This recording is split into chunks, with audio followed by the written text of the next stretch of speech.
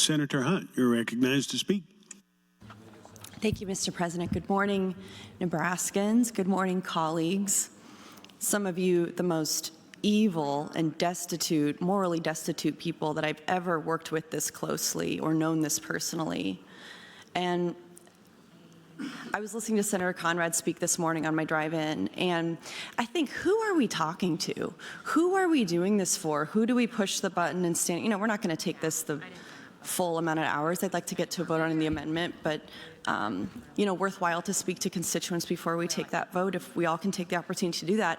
But who are we talking to when the outcome of every vote, when the outcome of every decision that we make in here is preordained, is figured out, is coming down from the governor, is coming down from the committee chairs, who we've never had a less qualified group of committee chairs in this legislature. Nothing for any of you to be proud of or brag about.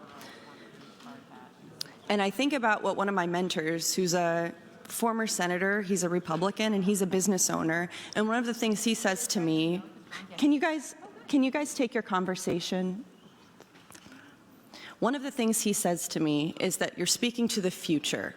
And when you feel like, you know, there's nobody here today to listen to what you're saying and be moved by it, speak to the future, speak to the record. And I'm speaking to this bill, as many of you have, as a small business owner who's been building and running companies in this state for about 20 years. And I've never done it wearing a suit like some of you. I've never done it with a boss or a CEO or a board to answer to like some of you. I've never worried about what my title is or where my office is or what it looks like some of you.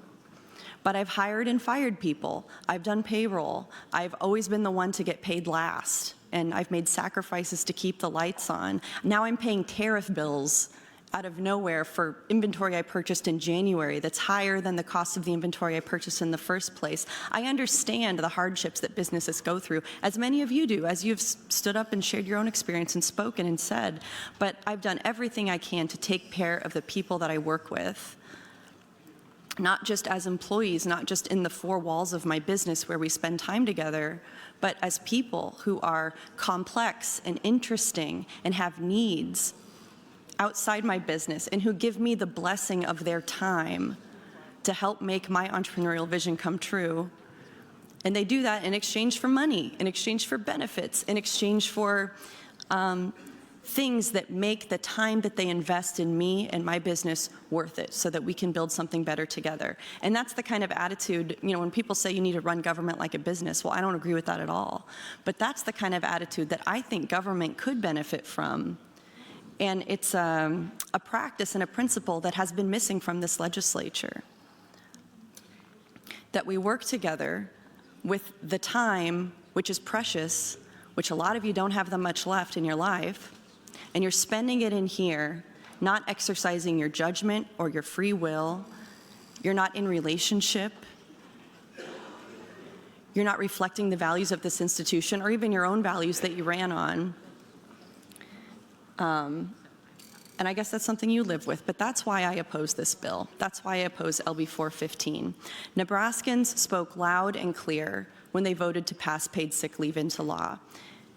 They showed up in counties across the state and said that workers deserve time to care for themselves and for their families without losing income and without risking their job. And yet here we are, not even 6 months after that vote, we're already being asked to weaken what the people have passed, to walk it back under the guise of clarity or helping small business or whatever.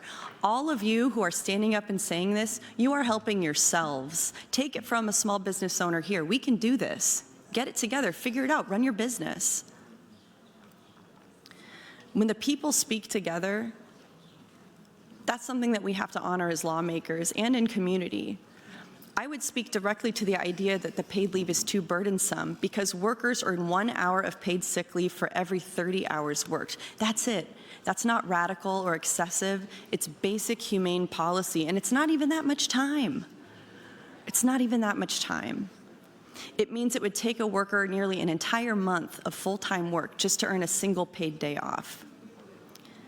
So I support this concept and I oppose this bill. Thank you, Mr. President.